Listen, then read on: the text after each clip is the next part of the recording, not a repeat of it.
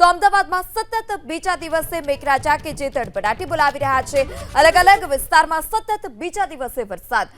નિકોલ, પ્રહલાદનગર, આંબાવાડી સહિતના અલગ અલગ વિસ્તારમાં જે વરસાદ છે તે જોવા મળ્યો। એસજી હાઈવે, વૈષ્ણોદેવી સર્કલ સહિતના વિસ્તારમાં વરસાદ। આ સાથે જે નીચાણવાળા વિસ્તાર છે ત્યાં વરસાદી પાણી ભરાવાની જે શરૂઆત છે તે પણ જોવા મળી।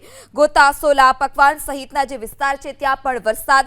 આ સાથે જ અમદાવાદના શાહીબાગ વિસ્તારમાં પણ વરસાદ જોવા મળ્યો। અલગ અલગ વિસ્તારમાં વરસાદથી નીચાણવાળા જે વિસ્તાર છે તે વરસાદી પાણીમાં ગરકાવ થયા છે। નવરંગપુરા, આરટીઓ સર્કલ સહિતના વિસ્તારમાં વરસાદ। અખબારનગર, રાણી વાડજ સહિતના વિસ્તારમાં પણ ધોધમાર વરસાદ। સતત બીજા દિવસે અમદાવાદમાં મેઘરાજા ધડબડાટી બોલાવી રહ્યા છે। વહેલી સવારથી જ વાદળછાયું વાતાવરણ અને વીજળીના કડાકા ભડાકા સાથે બપોરના સમયે અલગ અલગ વિસ્તારમાં વરસાદ। જ્યારે વરસાદી ઝાપટાને પગલે એસજી હાઈવે પર ભારે ટ્રાફિક જામ પણ જોવા મળ્યો। સાયન્સ સિટી, શેલા, શીલજ, બોપલ, નવરંગપુરામાં પણ વરસાદનું જે જોર છે તે વધ્યું છે। વહેલી સવારથી કાળા ડિબાંગ વાદળો જે હતા તે ઘેરાયા અને ત્યારબાદ બપોરે વીજળીના કડાકા ભડાકા સાથે ભારે પવન સાથે જે વરસાદ છે તેની શરૂઆત થઈ। ત્યારે અલગ અલગ વિસ્તારમાં વરસાદ। પૂર્વ વિસ્તાર હોય કે પશ્ચિમ વિસ્તાર, તમામ જગ્યા પર મેઘરાજાએ સતત બીજા દિવસે હાજરી પુરાવી છે।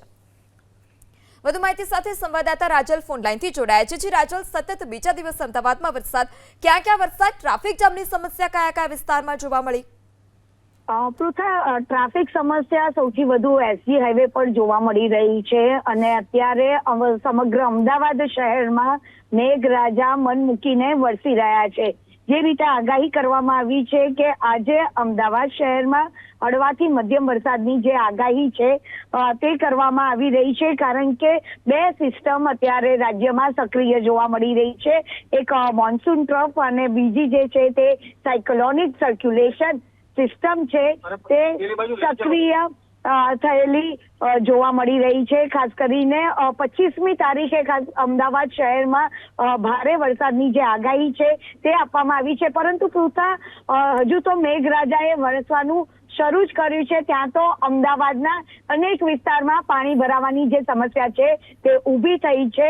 હાલમાં જ હું ચાણક્યપુરી વિસ્તારમાંથી પસાર થઈ કે ત્યાં આગળ પાણી ભરાવાની જે સમસ્યા છે તે ઊભી થઈ છે અને ખાસ કરીને જે વિઝિબિલિટી છે તેમાં પણ સતત ઘટાડો જોવા મળી રહ્યો છે। જોકે આગામી 5 દિવસ સુધી માછીમારોને દરિયો ન ખેડવાનું સૂચન પણ ખાસ કરીને આપી દેવામાં આવ્યું છે, કારણ કે જે સાયક્લોનિક સર્ક્યુલેશન સિસ્ટમ છે તેના કારણે પણ માછીમારોને સૂચના આપવામાં આવી છે। અને આ સિવાય આજની વાત કરવામાં આવે તો આજે સાબરકાંઠા, નવસારી અને વલસાડમાં રેડ એલર્ટ આપવામાં આવ્યું છે, એટલે કે અત્યંત ભારે વરસાદની જે આગાહી છે તે આપવામાં આવ્યું છે। પરંતુ આવતીકાલથી વરસાદનું જોર રાજ્યમાં વધશે તેવું અનુમાન હવામાન વિભાગે લગાવ્યું છે, કારણ કે 2 દિવસ બાદ હવે ત્રીજી સિસ્ટમ છે તે પણ સક્રિય થવાની છે અને તેની જ અસર સમગ્ર રાજ્યભરમાં જોવા મળી રહેશે, એટલે કે સાર્વત્રિક મેઘમહેર થવાની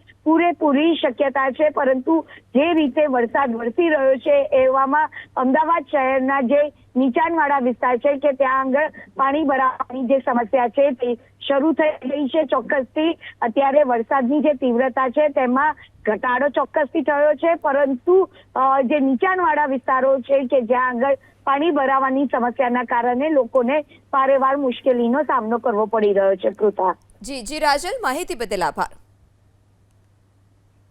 અમદાવાદમાં પડી રહેલા વરસાદને લઈને અમદાવાદનો આ ચાણક્યપુરી વિસ્તારમાં પાણી ભરાવાની જે સમસ્યા છે તે ઊભી થઈ છે। આપ જોઈ રહ્યા છો, કારણ કે હજુ તો વરસાદને 15થી 20 મિનિટનો સમય થયો છે, તેમ છતાં પણ આ વિસ્તારમાં પાણી ભરાઈ ગયા છે। લોકોના વાહનો બંધ થઈ ગયા છે, લોકોને ભારે હાલાકીનો સામનો કરવો પડી રહ્યો છે।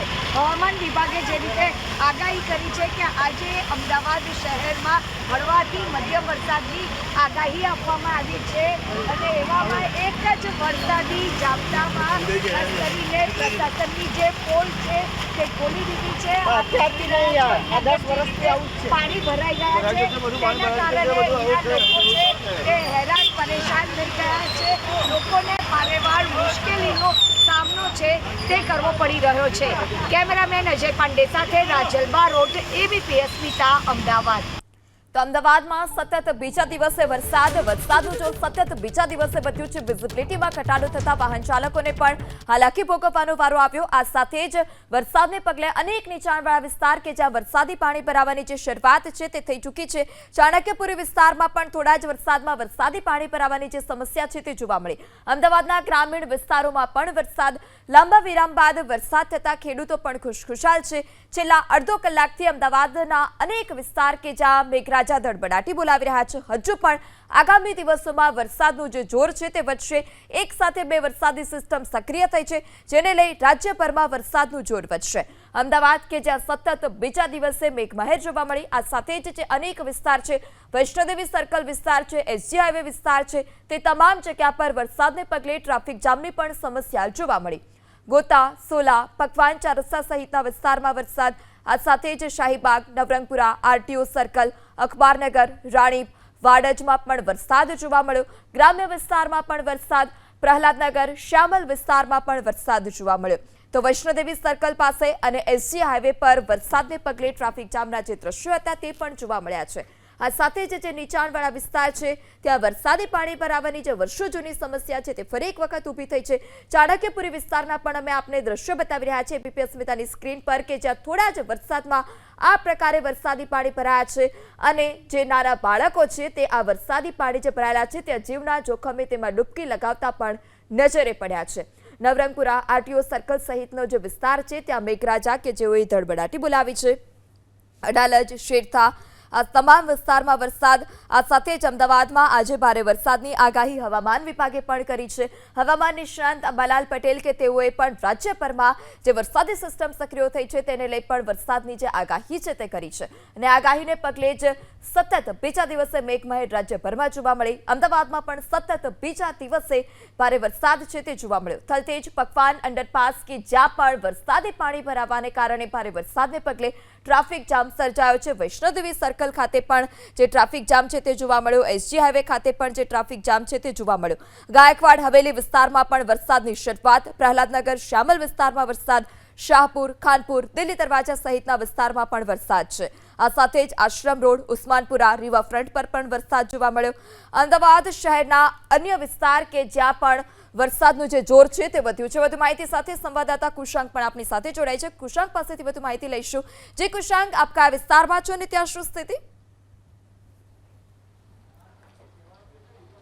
જો અમદાવાદના જમાલપુર ખાડિયા વિસ્તારમાં અમે ઉપસ્થિત છીએ અને અહીંયા આગળ પણ વરસાદના જે મધ્યમથી ભારે ઝાપટા છે તે જોવા મળ્યા છે. લગભગ છેલ્લી 20-25 મિનિટથી અહીંયા આગળ વરસાદનું જે પ્રમાણ છે તે યથાવત છે. અમદાવાદ શહેરમાં સતત બીજો એવો દિવસ છે જ્યારે એકાએક વરસાદી વાતાવરણ અને કાળા ધુમ્મસ વાદળોની વચ્ચે અત્યારે વરસાદ છે તેનું આગમન થયું છે. શહેરના પશ્ચિમ ઝોન, ઉત્તર પશ્ચિમ અને દક્ષિણ પશ્ચિમ ઝોનમાં મુખ્યત્વે વરસાદનું જોર છે તે વધુ છે. મધ્ય ઝોનની વાત કરવામાં આવે તો ત્યાં આગળ પણ વરસાદના જે ઝાપટા છે તે હળવાથી ભારે જોવા મળી રહ્યા છે અને તેની વચ્ચે અત્યારે અમદાવાદના ખાડિયા, જમાલપુર સહિતના જે વિસ્તારો છે ત્યાં આગળ અત્યારે આ વરસાદના ઝાપટા છે તે જોવા મળી રહ્યા છે. હજી પણ કાળા ડિબાંગ વાદળો છે તે અમદાવાદ શહેરમાં યથાવત છે, એટલે કે આ સમગ્ર દિવસ દરમિયાન અમદાવાદ શહેરમાં વરસાદનું જોર છે તે યથાવત રહેવાનું છે. કયા કયા વિસ્તારમાં પાણી ભરાયાની ફરિયાદો મળી છે તો અમદાવાદના ચાણક્યપુરી, માણેકબાગ, શ્યામલ, શિવરનની વિસ્તારો છે ત્યાં આગળ વરસાદી પાણી ભરાવાની અને વાહન વ્યવહારને ખાસ તો બ્રેક લાગવાની પરિસ્થિતિ અત્યારે જોવા મળી રહી છે. સમગ્ર દિવસ દરમિયાન હવામાન વિભાગે આગાહી કરી છે.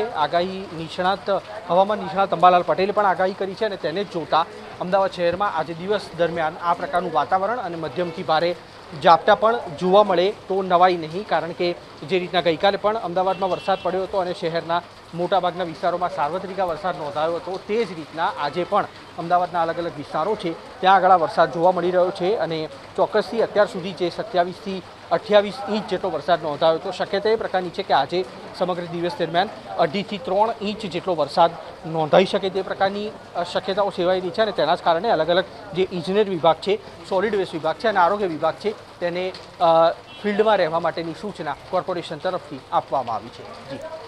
જી કુશાંક, માહિતી બદલ આભાર.